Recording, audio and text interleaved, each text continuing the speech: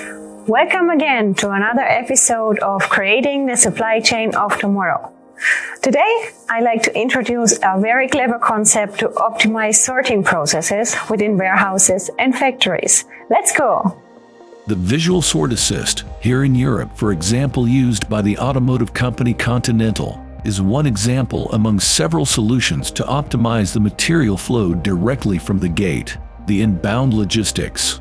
During a standard manual sorting process, staff pick up packages coming along the line, read the location on the label, and then manually sort the boxes.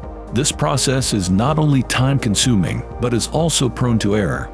Instead, VSA scans and reads the barcode on the package, then simultaneously projects instructions clearly onto the package after an update with the ERP or warehouse management system.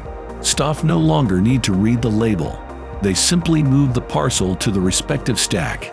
This effective use of technology significantly speeds up the sorting process while minimizing human errors. Additionally, it doesn't require any training time, and it reduces the sorting time up to 80%. Great setup and very efficient solution for inbound as well as for outbound. We would love to invite you to our Customer Experience Center for your customized demo session. See you soon with more insights on a monitoring and tracking solution for your warehouse and production site.